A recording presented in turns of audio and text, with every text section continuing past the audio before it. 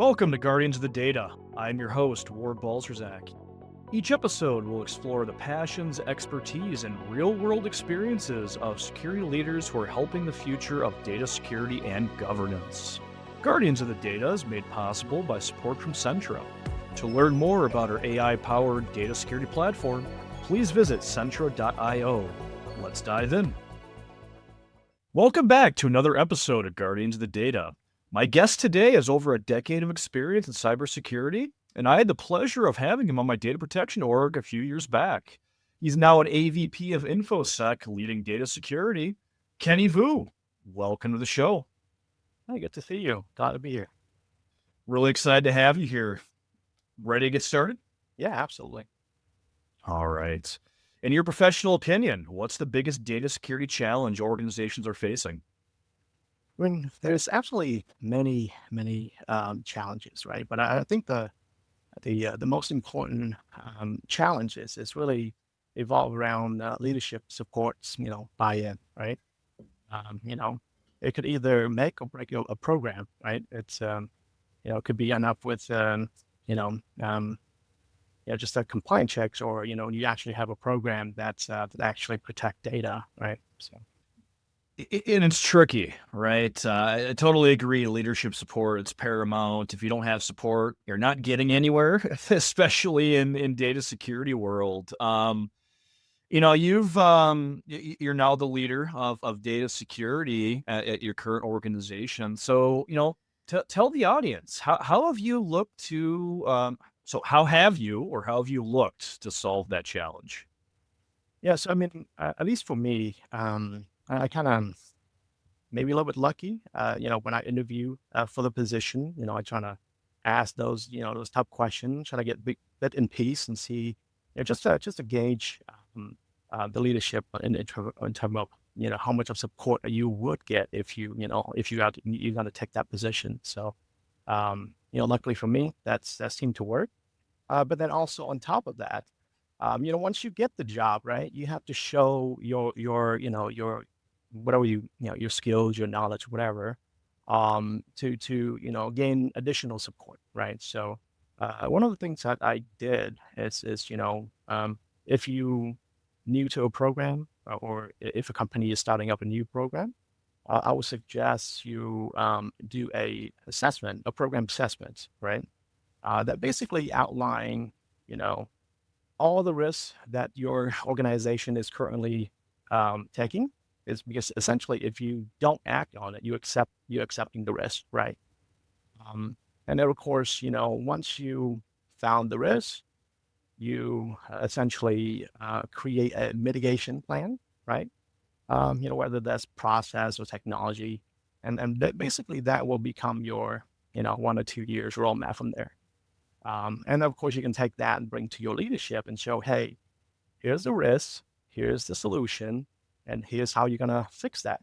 And typically, if you have a leadership that support you, it can become an easier discussion at that point, right?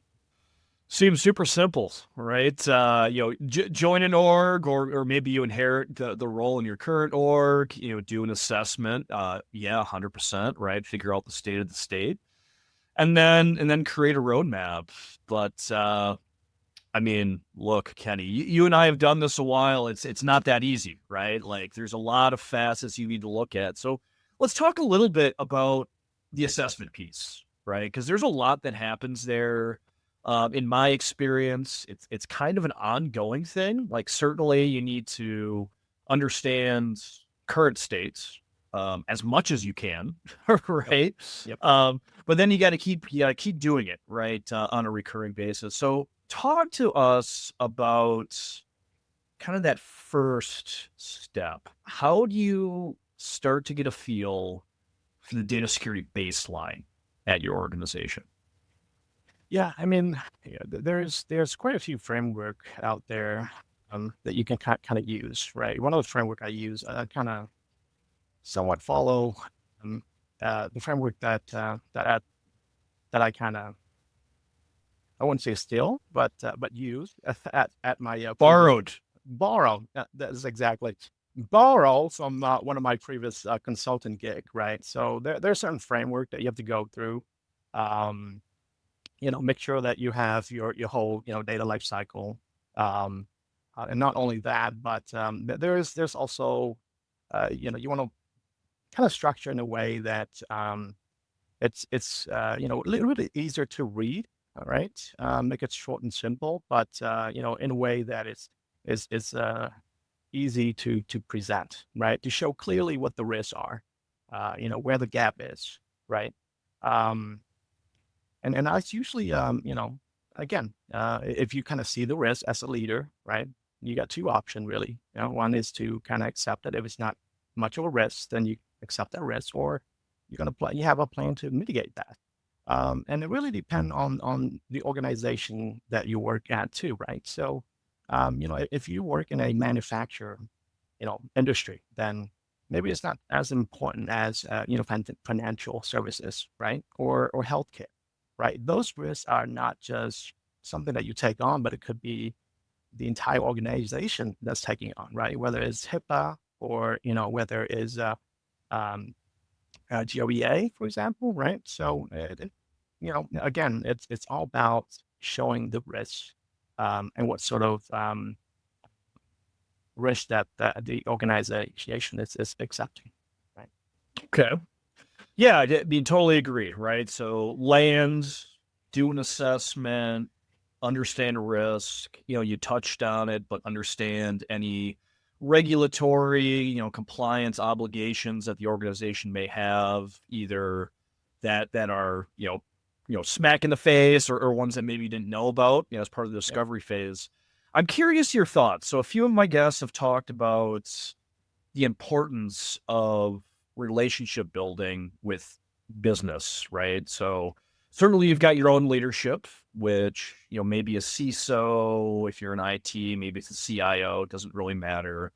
Um, but in data security world, at least for me, and I know you once upon a time since you were on my team, you've got other partners like, privacy, legal, right? Everybody out there. So when you're doing your assessment, Kenny, um, when are you starting to involve some of those folks? Is that early on? Is it after you kind of have a baseline? What are your thoughts there? No, I think absolutely has to be early on, right? So again, each company risk acceptance or risk appetite is different, right? So you definitely want to involve those stakeholders, right? Your privacy, maybe your data governance committees, or definitely BSO, right? Since they're close to the, assuming your organization has BSO, they're much closer to the business than anyone else is, right? Um, so definitely early on, right? Just to so that we understand the use case, right? Then you can build a program based on those use case. Awesome. Awesome. All right. So you got your assessment, right? Your ongoing assessment. So you got your baseline assessment. We'll start with that. And then you mentioned you kind of have options, right? Two options. And I agree. You generally at a high level have two options, either accept or do something about it. Let's talk about the do something about it, right? Because I feel like most things in data security worlds, you're probably going to do something about it, at least in a broad aspect, right? There may be like minuscule or edge cases that you may have to accept the risk due to reasons, whatever those may be. But you got your gaps. You're going to do something using your words. You're going to create a roadmap or roadmaps. Um, my experience, you've got technical aspects of the roadmap, right? Maybe I need some tools, maybe I need to implement those, integrate them, whatever. There could be operational, need to build some processes, maybe there's some GRC stuff. So tell us about your roadmaps. What do you typically have on there? How do you do some of that forecasting? What's your tips? Yeah, I mean, absolutely. So, I mean, typically the roadmap that I will build out is typically going to have two criteria, right? One is how severity is the problems, and how much work that you're going to need to remediate that problems, right? So you could end up with quite a few low hanging fruit where, there's a lot of risk, but not so much effort. You typically trying to target that first, right? First, 3, 6 months, get all that done, right? And then the one that's require a little bit more work, then you can kind of delay that a little bit longer. Um, it's all risk based, right? It's Right. just like anything else in security. It's always going to be risk based. Yeah, yeah, and I love the idea that you threw out there, low hanging fruit, right? I've heard some organization, I've used the term as well, like quick wins is another Yep. way of saying that, right? Like, I know with my own leadership, I've worked with them. They're like, all right, Ward, we're going to give you X amount of money. You're going to do these things. What value are you going to show? Right. And they're usually Yep. looking for some real quick stuff. And yeah, those quick wins are key. Let's take a step back though. So, got the roadmap. You're doing some things. You probably need to get some agreements, right, with your stakeholders on yeah, Kenny, your roadmap, completely agree. Or maybe, ooh, you got the inverse where it's like, oh no, like we don't agree. That's the first thing. Do this other thing. How do you how have you developed your roadmap, maybe some options, or maybe even survived the arm wrestling match that ensued to figure out what you're actually going to do next with your program? Yeah, no, absolutely. I think, when you have that roadmap, right, you definitely want to engage with your stakeholders, right? So that we all agree, right? Whether your BSOs or your, data governance committees or, your leadership, right? Make sure everyone is agreed to that timeline, right? Otherwise, once you start doing stuff and then like, hey, let's not do that, then you kind of waste your time and then just restart that process. So absolutely, when you get that roadmap, you want to make sure that it's being communicated, right, or at least get agreements on those timelines so that it's to ensure that your roadmap is going to be successful, right? Other than that, you may end up with a program, I mean, a roadmap that you can't really do because you have all those roadblocks, right?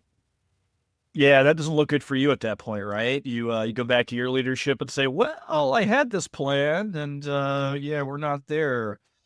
You know, one of the tricky parts that I found time and time again is competing priorities, and not my own competing priorities. Well, sometimes my own, but usually, especially in data security, in my opinion, you have a lot of partnerships that need to happen, specifically around technology groups, right? A lot of data security tools integrate or touch platforms, other tools, what have you.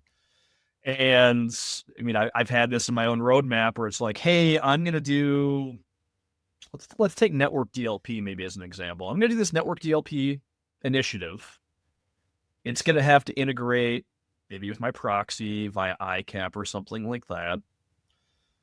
Hopefully, right, I work with the network security team and get their buy-in. So I'm just going to assume we did that. But now we're going down the path, and right, my priority is no longer their priority, or maybe they have amnesia and forgot they agreed, and now I'm stalled. And unfortunately, I've had both. I've had both where that's happened. So I'm assuming you've kind of run into those same things. How have you stayed in front of competing priorities? Yeah, so that's actually, I mean, I'm running something similar, previously as well, right? But I guess for my situation, it's a little bit on the reverse. Um, so the network team is moving to a product called, Zscaler, obviously, right? So now your web prevent is kind of tied to Zscaler, but then you also still have your endpoint that's, from another vendor. Your email is also another vendor, right? Um, so what I was able to do is we basically assessed our current endpoint and just simply saying, hey, do we really need this endpoint? What other product that we have that could replace this endpoint and still have similar capability, right? And luckily for me is that we're able to get to Zscaler right? And then, just have a little discussion, and we do a POC with Zscaler, and we manage to consolidate, two platform into one. Um, Again, it's, one of those, I guess, lucky timing is that Zscaler does have an endpoint, and we can, essentially consolidate two platform into one, right?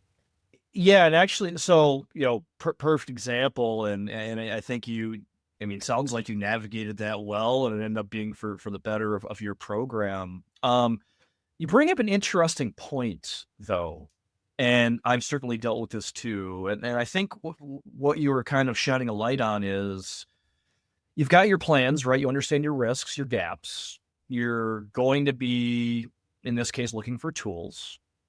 Maybe you and your team have started looking at some, maybe you have some favorites, ones you've worked on.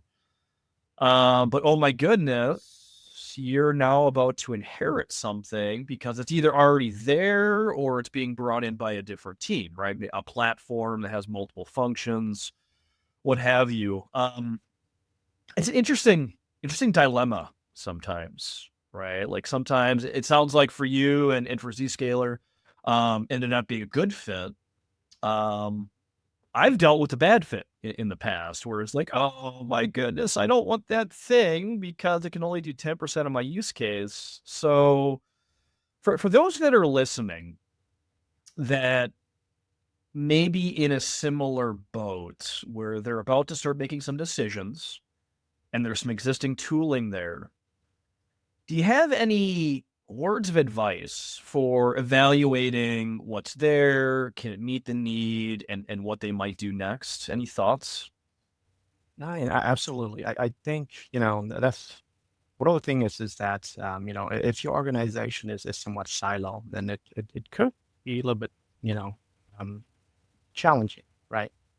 But if your company is not so much silo, then I would say try to partner with, the other IT team that manage some of those infrastructure for you. For example, we have a very, I mean, our team has very close relationship with the network team. So anything that they do, we're most likely going to get a heads up in advance, right?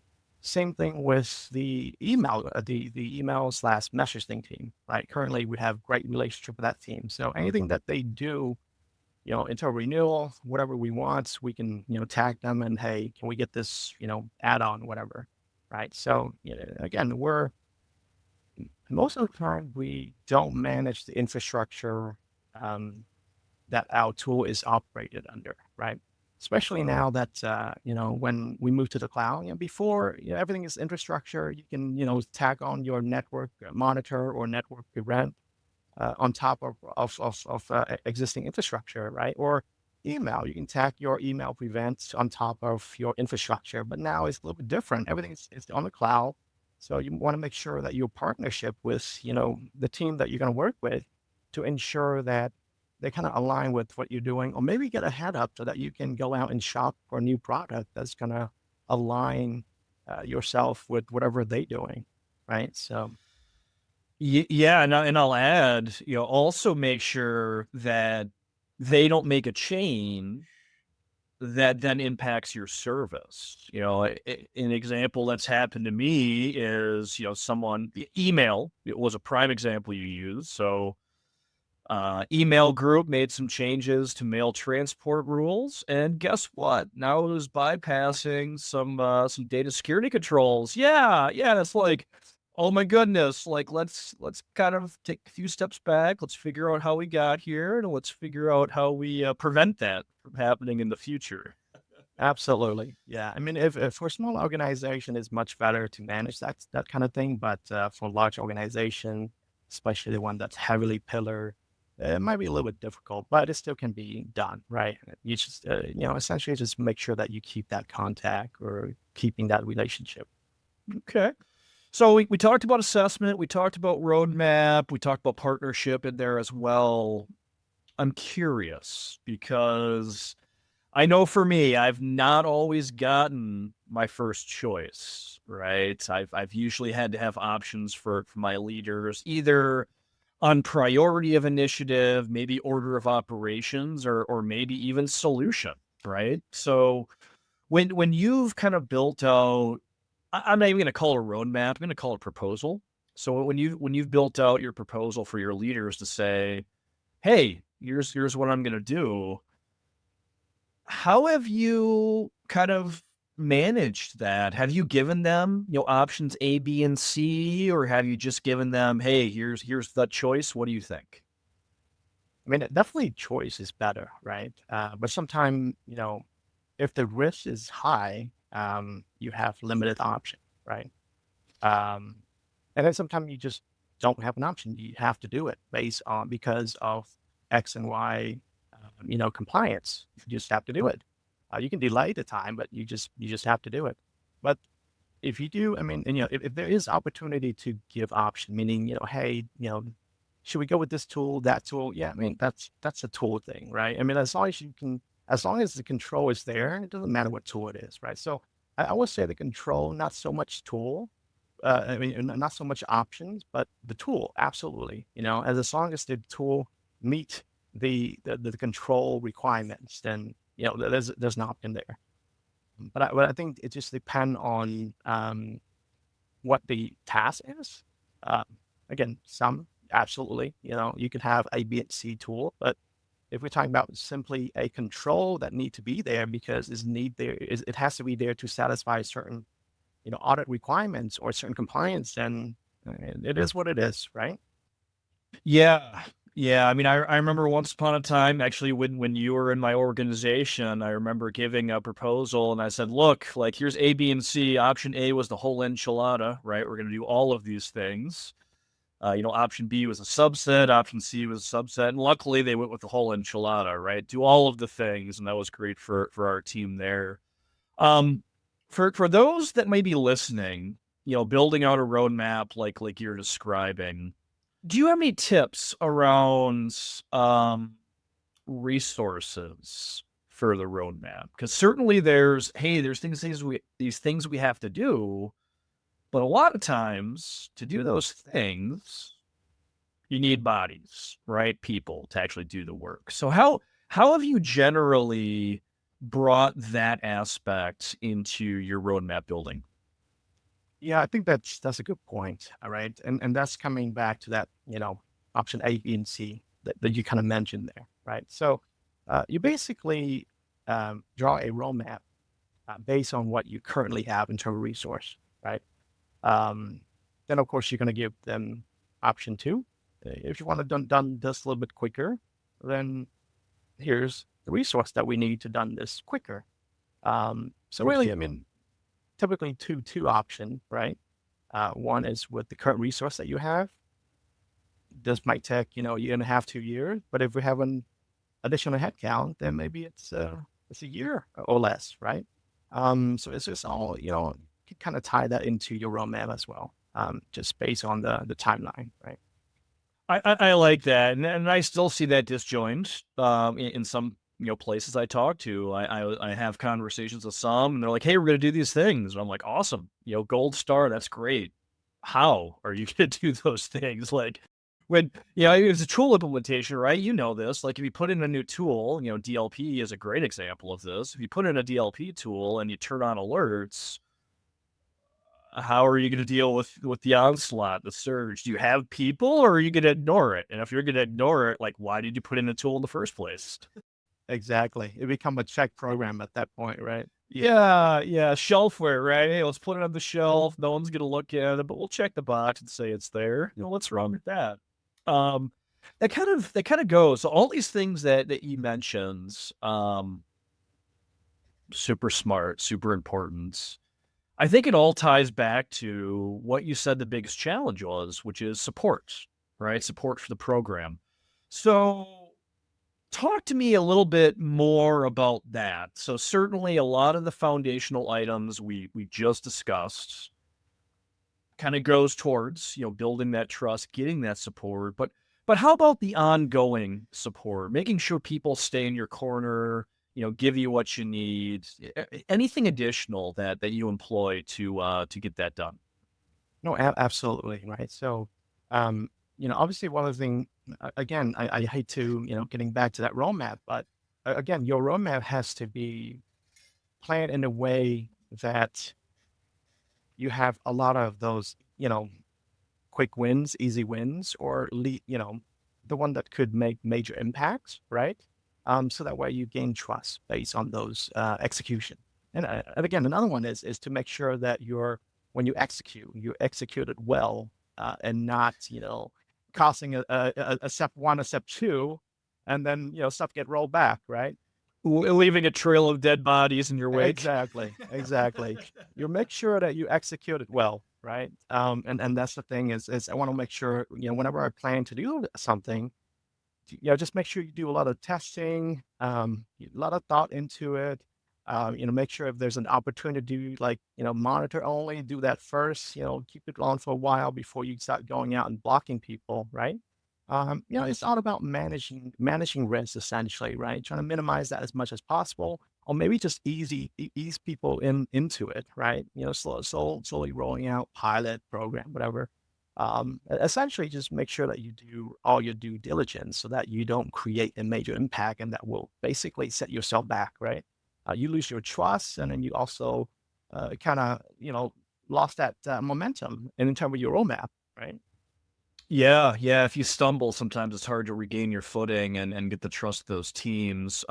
One of my other guests had brought up, and it really relates to what we're talking about here. They brought up, their opinion of the biggest challenge was showing value for the program, right? And there were a lot of facets to their point there, but one of the facets that I really picked up on was, things like metrics and reports, like truly showing, yes, we're doing what we need to do, and oh, by the way, like, yes, risk is being reduced, or we're exposing risk or whatever. So first, what do you think about that? And then, how do you look to show value outside of just the quick wins? Certainly, quick wins are good, but how do you show that ongoing value? No, no, absolutely, right? So, that's another thing is you want to make sure that you're, you know, reporting, absolutely reporting, or,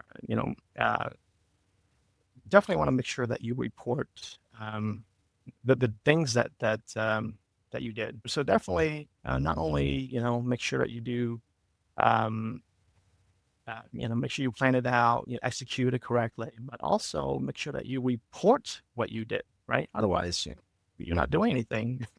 Yeah, yeah, it's, I mean, I'm forgetting exactly the movie it came from. I think my listeners are gonna ride on me here, but it's the whole idea of what would you say you do here, right? When you're interviewing, and it's the idea of showing those reports, showing the value. Because if you're simply there collecting a paycheck, maybe getting a bag of money to go and buy tools, but not actually showing any value, you're probably not gonna be there very long at that Oh no, point. absolutely. Yeah. It's like one of those things where, you got to make sure that people see what you did, what you're doing, and not just doing it quietly on the background, right?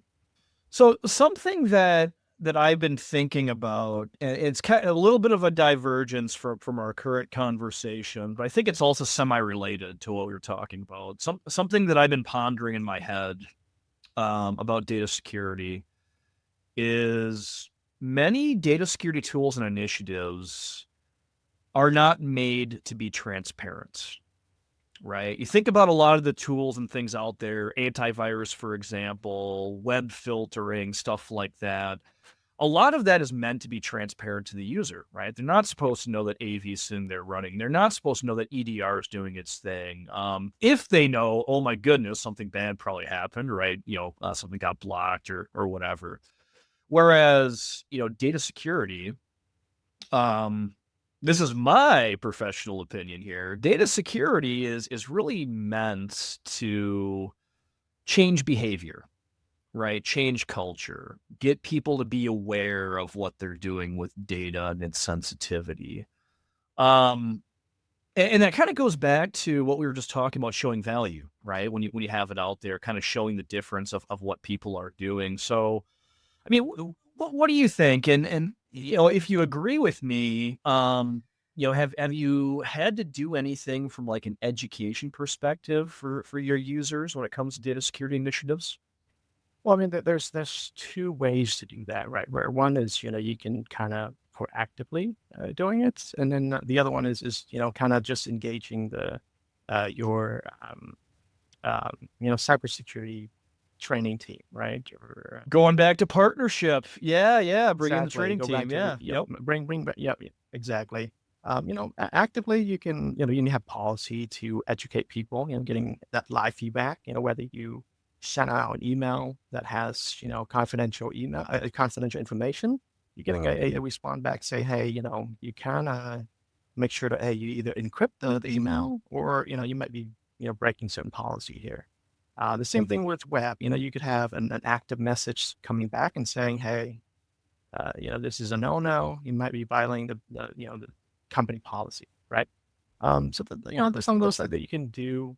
Um, but I think a lot of time, especially, if we talk about, Discovery Scan, where they have a lot of, specifically a credential, right? That's something that's definitely interesting, even though, we have plenty of training, but people are still doing it.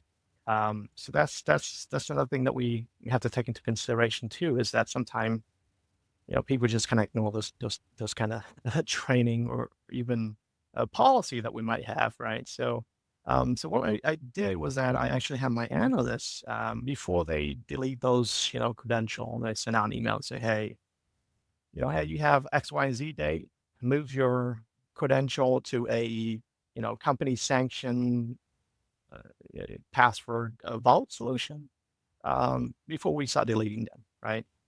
So that's another way to kind of ease them into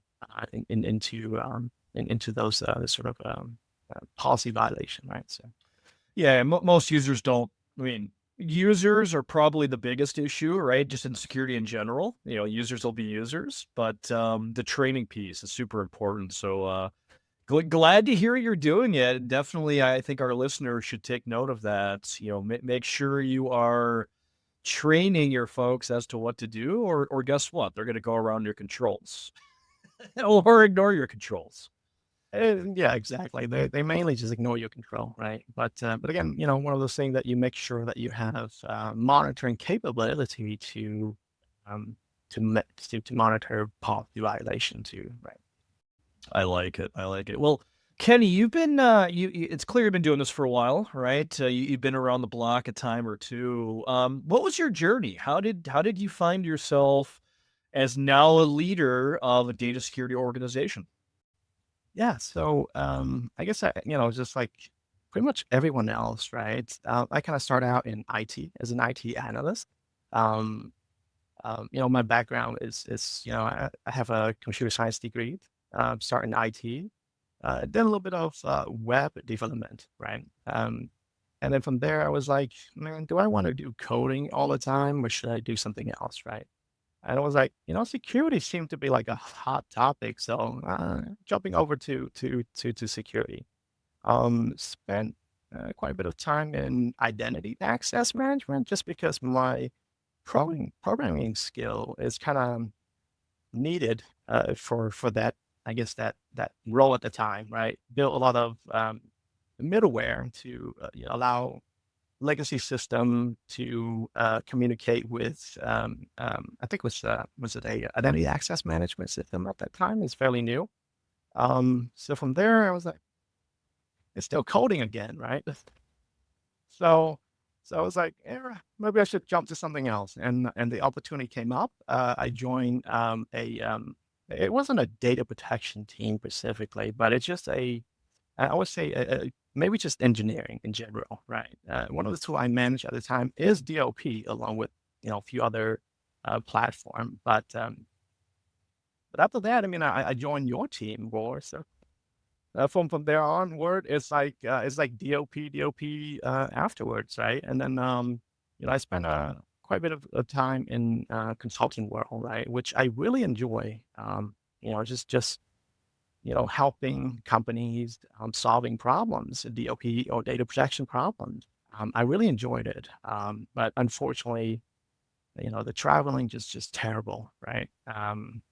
I wish I was, like 20 years younger, then now I'll be happy. But getting old, my back is not what it used to be. So sitting on an airplane for hours is just not, it's not, it's just not having it.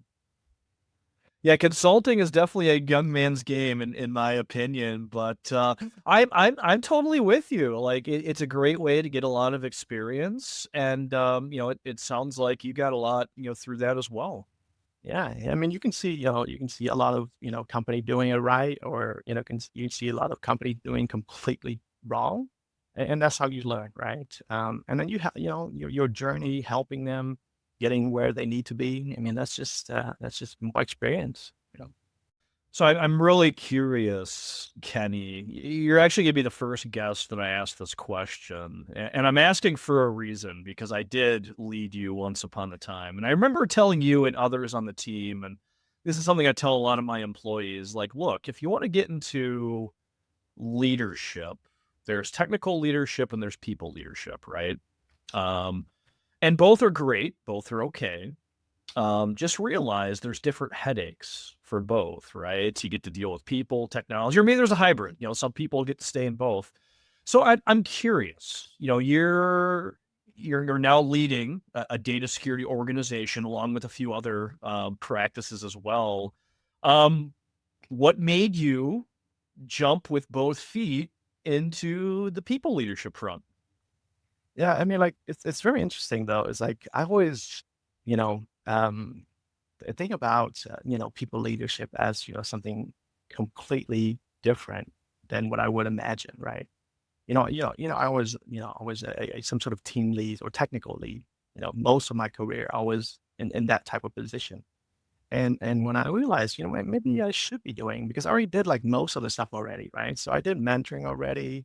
I already plan, all sort of tasks already. So the only thing left is really just taking a leap and move into that people management where maybe a little bit more engagement with the team. But then you only did like 90% of the work already as a technical lead, right? So it's just that one final gap that you want to leap into, and that's what I did. I kind of leap into it, and maybe it's just because the opportunity arise, and I just decided to say yes, right? I mean, I think you gave me that opportunity before, but I was like, yeah, maybe I shouldn't do it. But to a certain point, hey, maybe I should try to do it, right? Um, and that's where we're about. I joined the current organization like maybe a year ago, right? As a technical lead, but then after about I don't know, 5 months, I became a people leader. And then a few months later, I got another team. So not only I got data protection, I got secure engineering. And then, a few months later, I inherited another team, which is security architect. So it's very interesting that I just started out, and then now I get a bunch of teams, right? So maybe I'm doing something right. Maybe I should doing a little bit earlier. Well, that'll actually bring me to my next question. So, if you can go back in time, we'll say 10 years. If you could go back in time 10 years, talk to 10 years ago yourself, what words of advice would you give yourself? I would say definitely take that leap because my career, I have plenty of opportunity to move into a leadership position, right? So, I mean, even 8 years ago, 10 years ago, I had those opportunity. I just didn't take them. So that would be my advice to myself is take that leap. If you don't like it, just revert it back. But it could be something that you meant to do. I think that's really good advice, Kenny, and I know I've given that advice to people as well. It's like, look, just give it a shot. What's the worst that's going to happen? Especially when you're not in like a national defense, capacity. Like a lot of the stuff you and I do day to day, no one's going to be, physically impacted, right? No one's going to die if we make a mistake, if you will. So, just give it a shot, see what happens. And to the point you just made, if it's not for you, pivot, right? Pivot to something else. And I think it's important to kind of gauge your, um, I would say your capacity too, right? Make sure that you have the capacity to do it too, right? Even if you wanted to, but make sure you have the capacity. Yeah. That's smart. I don't know about you with your current team, but I know I've had a few people in my organizations, not you, mind you, because I tried pushing you to leadership, but I've had a few people that have talked to me and say, "Hey, Ward, I want it." And I sit down and say, "Cool, I'll help you get there, but like, let's be real. Like, do you have some of the skills, some of the soft skills to do it? Do you have the time that you're willing to sink into, like bettering yourself?" That's a really so with your team, right? You manage people. How do you maneuver some of those conversations? Because some of our listeners may be thinking about that themselves. So what words of advice might you give them? I mean, this is one of the advice I got like a long time ago. Make sure that you're set yourself for your next position, meaning that if you kind of hoard all the stuff to yourself and not have your backup, right? It's kind of hard for you to move into the position that you want. So for myself, I'm always open. I train all my staff 100% to make sure that if I'm not there, they can still conduct their business, right? So that when there is that opportunity come, you can slowly move up without impacting your team, right? So that will be my advice is to make sure that don't put yourself into a position that is irreplaceable because if you're irreplaceable, you're kind of stuck. So yes, 100%. Wherever you got that advice, that was great advice because there are some folks out there that believe the key to success is to own all of the things or own a facet and only they do it, right? It's almost like Gollum from the Lord of the Rings, my precious, right? That's their job. They're gonna do it. And some places maybe, that can keep you your job and that can keep you employed and doing that thing. But I would argue there's not many places where that's really acceptable anymore where you're just gonna be that, that individual doing that one thing. Very good, very good. Well, Kenny, if folks want to connect with you, maybe learn more, maybe get some mentorship from you, what's the best way to do so? Yeah, absolutely. I mean, I'm on LinkedIn, so I'm glad to have that discussion. Definitely happy to spread out my I guess my knowledge on the DLP. Knowledge and network, I like it. Well, Kenny, thank you so much for joining. It's been a while coming. I know I pinged you very early on. I'm glad we were finally able to get you on an episode here, sir. Yeah, absolutely. Thanks for having me. Of course. And big thank you to the audience. Really hope you enjoyed today's episode and learned something. Please tell others in your network to follow and listen. This has been another exciting episode of Guardians of the Data. See you next time. That's a wrap on another episode of Guardians of the Data. Thanks for tuning in. For show notes and more, visit guardiansofthedata.show. Guardians of the Data is made possible by support from Centro.